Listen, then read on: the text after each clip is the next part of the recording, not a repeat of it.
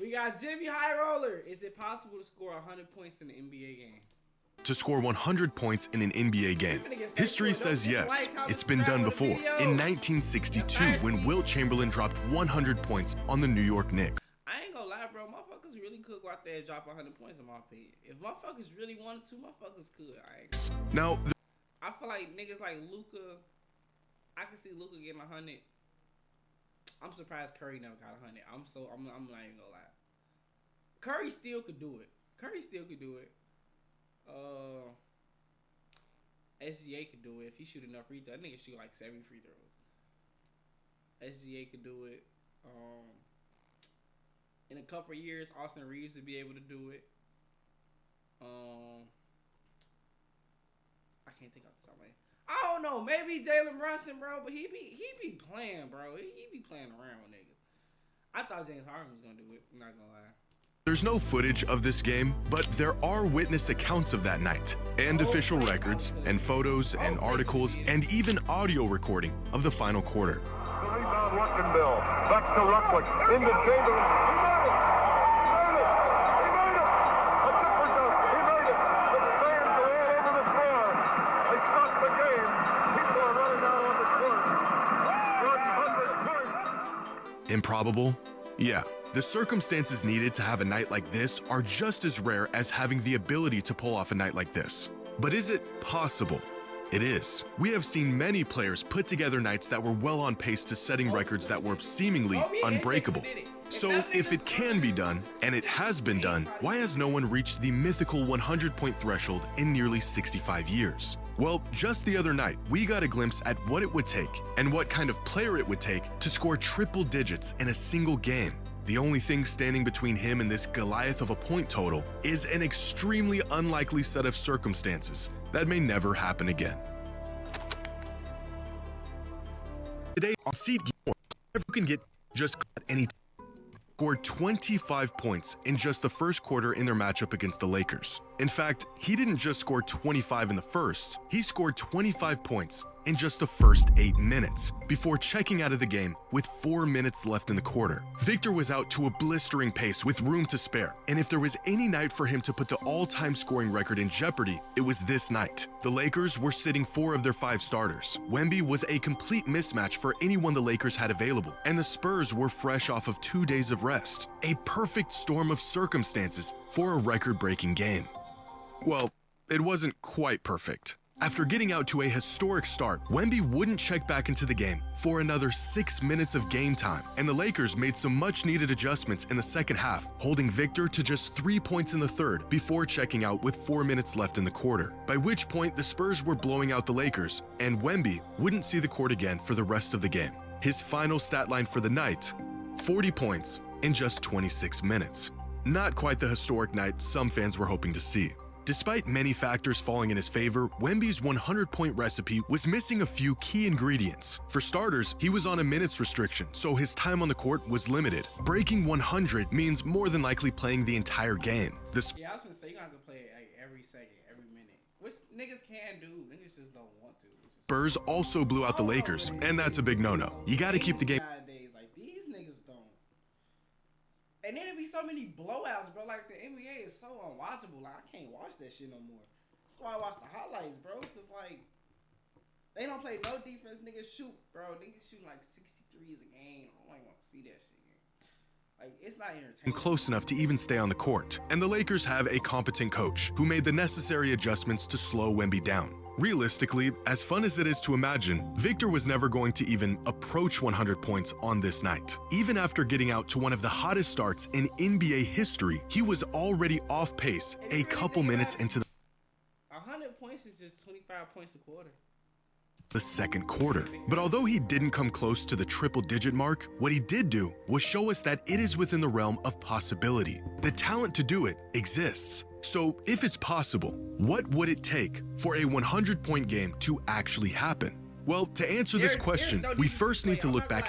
If a nigga score 100 points, that shit is going to be scripted. That'll be the day I know the NBA is 110% scripted. Because there's no way a nigga went out there and scored 100 points. That means the defense would have literally not done shit all day. Cause you gotta think about the points that other niggas are scoring, so motherfuckers gonna put up at least smooth damn near 200 points. Then it's smooth 200 points all together. So it's at the games that had a bro, ain't no defense gonna be played. When I saw the Bulls drop 150 points, I'm like, yeah, this shit trash. chance to break the record, and why they didn't. Cause I'm like, there is no way the fucking Bulls dropped 150 points. Towns on the attack, off window for two. Cat needs to be careful too with the offensive fouls. He's having one of the best nights of his young career. He's 7 for 7. But I'm assuming that's what you're talking about. Towns. I don't know. Karl Anthony Towns so trash in my opinion, bro. He's so overrated. I'm not gonna lie, that nigga's so overrated. For three. No. Karl Anthony Towns showing you some diversity here. Yes. With the lefty finish. 6 turnovers. Towns pump fake, fires. Oh, again! 6 for 6. It's the night or it's the position. Towns, 32. And it gotta be on a trash ass team like the Wizards or some shit. Like you got there niggas that's Towns, no hesitation. Swish! Oh, he's firing from Duluth. On January 22nd, 2024, Karl Anthony Towns put together the best scoring performance in the first half of a game in NBA history. 44 points in just the first 2 quarters, which at first glance sounds like it's just behind pace of a 100-point game. But points do not come in a linear fashion. We don't know the exact pace of Wilt's 100-point game since there's no video of it and play-by-play data wouldn't exist for another 35 years. But we do know how many points Wilt had at the end of each quarter and how many points he had at key moments throughout the fourth quarter. During Wilt's 100-point game, he scored 41 points in the first half. Karl Anthony Towns was actually ahead of pace, and he stayed ahead of pace clear up until midway through the third quarter, a pace that he might have been able to keep if he wasn't subbed out of the game with 6 minutes left in the third and wouldn't return for 4 minutes of game time. A brief period with 0 points on the board that completely stalled out his scoring and killed his chances of a 100-point game. But unlike Cat, who managed to stay in the game long enough to have a chance clear into the third quarter, a lot of big scoring nights don't even get that far. On January 26, 2024, in a game against the Pacers, Devin Booker racked up 31 points with 11 minutes to go in the second quarter, which gave him 3 full quarters. Damn, right? Nigga had the same amount of points as the other team. To score the other 69. Booker was about as far ahead of 100-point schedule as a player can get. At the rate he was going, 100 points was possible on this night. Until it wasn't. Unfortunately, Booker's first quarter barrage did not stop the Suns from maintaining their regular substitutions. And just 2 minutes into the second quarter, he got sent to the bench and would spend the next 7 minutes of game time watching from the sideline. Going into the half, Booker had 37 points and would never return to that 100-point pace. 31 points in just the first 13 minutes, another 31 points over the next 35 minutes. An early game scoring outburst that trails only one game in the history of the NBA. Before Thanksgiving, as we go right to work, Kevin Love came to the ball against Plumlee. The fadeaway, Plumlee, good defender. Kevin Love knocks it down. Making other guys beat him. Left right out. They left the wide open. LeBron James gave it up. Love again. Are you serious? Any given time, just doing a lot of different. Love again. Oh, come on. He's going video game. Davis came to help and left Kevin Love open. Of course he made it. What else? The back turner down, faces up. Oh, he's got 34. And that nigga was a different nigga. I'm not gonna lie. That was Not much you can do. Kevin Love, and one of the great performances in Cleveland basketball history. On November 23, 2016, Kevin Love had the single greatest quarter in the league's history up to that point. During Wilt's 100-point night, he scored 23 points in the first quarter. In Kevin Love's historic first quarter, he scored 34 points, giving him 3 full quarters to put up another 66. How did his final 3 quarters play out? He didn't score another point until halfway through the third quarter, only put up 6 more shots for the remainder of the game, and finished with 40. Starting a game ahead of 100-point pace is extremely difficult. Maintaining that pace is nearly impossible. Teams adjust, players get tired, they shoot themselves into exhaustion. The law of averages brings them back down to earth. If we look at these all-time high scoring performances, many of them suffer from exactly this. A steep climb to 50, 60 points, and then a slow, excruciating last push to about 70. Teams get prideful, their ego takes over. If not for adjustments and heightened defensive pressure, pride and ego alone will drive an opposing team to preventing a historic night at their expense. It gets to a point where they will gladly give someone else an open layup if it means they can stop the guy on the verge of a league record. You can see these moments of exhaustion, substitution, or even dry spells sprinkled throughout this chart, where their scoring completely flatlines. If a player wants to reach the coveted triple-digit mark, they cannot afford to let their foot off the gas for even a moment. It's a dilemma that has prevented many of the greatest scoring nights from becoming the greatest scoring night. Start the game out too hot, and you'll either tire yourself out or the other team will hone in on you for the rest of the game like a pack of wolves. Get out to a slow start, and the defense won't have time to adjust, but no amount of scoring will get you back onto record-breaking pace. One of the crucial ingredients to Wilt Chamberlain's 100-point game: he played every single minute of that game. In fact, outside of missing the final 8 minutes of a mid-season game due to a technical foul, Wilt played every minute of every game that season. So not only did he have the stamina to pull off a feat like this, an entire season of never seeing the bench primed him for a performance like this. Wilt didn't get tired because he never got tired. Where was the pack of wolves that should have descended on him long before he hit 100? Well, there wasn't one. The Knicks starting center was out for the game because he was sick. Their backup center tried his best but fouled out of the game in just 20 minutes. And the only guy left to guard the best, most physically imposing player in the world was a scrawny 6'8" rookie playing in just his 57th career game. The last words uttered from the backup center before he fouled out of this infamous game: "Why don't you just give the guy 100 now and we'll all go home?" So what happens when a player doesn't work themselves into exhaustion? When they refuse to cool off, the defense is incapable of slowing them down, and they are only getting hotter as time goes along. Well, this brings us to the next ingredient of a 100-point game, and quite possibly the biggest reason why we may never see one again: the dreaded coach's decision. Now, one might think that the best example of a player approaching the most points in a single game is, of course, the second most points in a single game: Kobe Bryant's 81 in January of 2006. And although this final result comes closer to 100 than anyone else ever has, the details of this game tell a different story. On his way to 81 points, Kobe had 53 going into the fourth quarter. The one crucial factor that pushed him to his grand total of 81: a close game. The Lakers were only up by 6 points on the Raptors after 3 quarters. They needed Kobe to stay in this game and close it out. Now, when a player is scoring at an extraordinary rate, the result is usually a blowout. It is the paradox of big scoring nights and the fatal flaw in many potential triple-digit performances. The more points you score, the bigger the lead you build on the other team, the less likely you'll be in the game later to score more points. On this particular night, the Lakers were so bad that a whopping 81 from Kobe was somehow necessary to get the win. This is almost never the case. Just 1 month before his 81, Kobe had an even better scoring night against the Mavericks. On December 22nd, 2005, in a matchup against the Lakers, Dallas scored 61 points. Nobody say Kobe's my favorite player of all time. He's the best player of all time, in my opinion. I will argue with anybody. I don't care. I will forever pick Kobe. Never cared.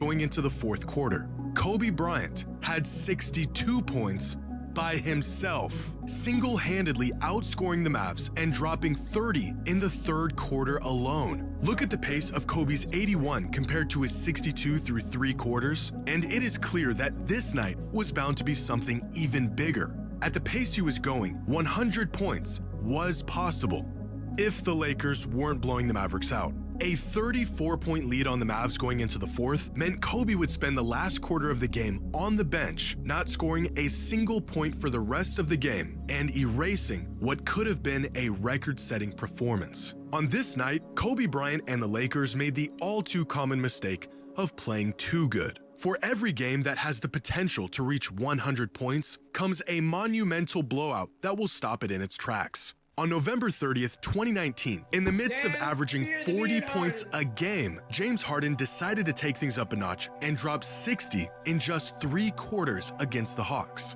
Harden was narrowly trailing 100-point pace. During Wilt's 100-point game, He had 69 points going into the fourth. A record-setting night within reach for Harden against a Hawks team that didn't have the slightest clue on how to slow him down. You gotta be the greatest scorer of all time to do that shit. You gotta be godlike to do that.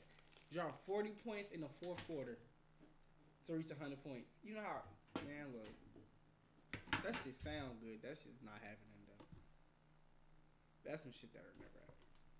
The only problem was this: an absolute blowout of a game. By the start of the fourth quarter, the Rockets were up by 54 points. Putting Harden back into this game to chase the scoring record would have been an abomination. And so his final points in the third quarter would be his final points of the game, ending his point total for the night at 60.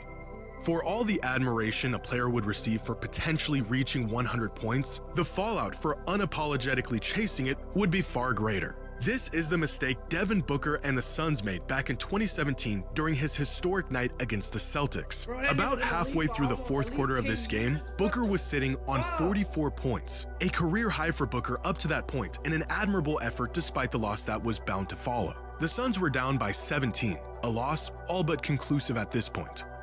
By the end of this game, just 7 minutes later, Devin Booker had 70 points. How on earth did Booker turn a good scoring night into the 10th most points in a single game in a matter of minutes? By staying in a game that was out of reach, taking every shot at any conceivable opportunity, and shamelessly chasing points. A performance that was celebrated by his teammates and fans, but was ridiculed by everyone else. Because Devin Booker had broken one of the unwritten rules in basketball, the informal rule that a player is not allowed to be force-fed shots during garbage time of a blowout. And any attempt to do so, especially when chasing a record, will be void of any credit. But you also cannot stay in a game to chase numbers and pad your stats while up by so much that you have Niggas not trying to go out there and win, bro. What the fuck? no reason to even play the final minutes of a game, which means despite a player scoring more points than he ever has, the game must be close enough to justify scoring more. And this is the final and most consequential ingredient to a 100-point game: breaking the unwritten rules. Leading up to Wilt's 100-point game, the most he had ever scored in a single night was 78, and it took him 3 overtimes to pull it off. Even for Wilt, 100 points was a complete anomaly resulting from circumstances manufactured by him and his team. During Wilt's record-breaking game, the Warriors were beating the Knicks by 19 going into the fourth. By today's standards, this would result in a star player getting benched for the majority of the final quarter, if not the remainder of the game. This was not the case for Wilt. Not only did he play the entirety of the fourth quarter in a 22-point blowout win, the sole focus of his entire team was to get him to 100. During halftime of this game, the Warriors' point guard at the time, Guy Rogers, insisted everyone get the ball to Wilt for the rest of the game to see how many points he could get. By the start of the fourth quarter, the Warriors fed Wilt the ball on every single possession and just stood around until he scored. When he missed, their job was to grab the offensive rebound and give it back to him. In a last-ditch effort to stop Wilt from scoring 100, the Knicks began to intentionally run the clock out and waste as much time as possible on offense, while down by 20. At that point, conceding the loss was a much better fate than getting 100 dropped on their heads. Unfortunately, they didn't prevent either one of those. To combat this tactic, Warriors head coach Frank McGuire began intentionally fouling the Knicks to stop the clock and get possession of the ball as fast as he could to get it back to Wilt. It was a quarter of basketball that resembled something closer to the Harlem Globetrotters than it did an actual NBA game. The entire fourth quarter of this game was 12 minutes of intentionally trying to get one guy as many points as humanly possible. And not only was everyone on board with it, they celebrated it. At one point, one of Wilt's teammates even said he planned on intentionally missing his second free throw at the end of the game in hopes that Chamberlain might rebound it and get to 102 points. Instead, with just under a minute left, Wilt scored his 100th point. The game was put to a halt for 9 minutes as the arena celebrated, and when the game resumed, Wilt didn't touch the ball for the remaining 46 seconds of game time because, quote, 100 sounded better than 102. Where most players had to sit out entire quarters, get pulled from games because they were up by too much, or simply followed the unwritten rules of sportsmanship even at the cost of a potential record-breaking night, Wilt and the Warriors did none of those things. Instead, they went out of their way to manufacture a point total in ways that would never happen in today's game. 100 points in a single game is possible, but the circumstances required to have such a game, to justify one player taking that many shots and doing so without infringing on the integrity of the game, is so narrow that we may never see it happen again. And there is no greater proof of this than what happened on December 5th, 2016. Draymond going to back down Monte for a second. Klay Thompson feet set. A pretty look from overhead. And that's a pretty pass. Klay Thompson's getting aggressive. Watch the game as they keep doing, by the way. 4-8 now. Just took it from Monte. Klay went to the three-point line and dropped in another one. Didn't choose to take it. Oh, Klay's feeling it now. Another three. And Wilt. And Klay has 40 in the first half. Klay's three. There it is. Warriors are having fun. Klay for three. Good. More than Durant. More than Curry. What a night at Oracle.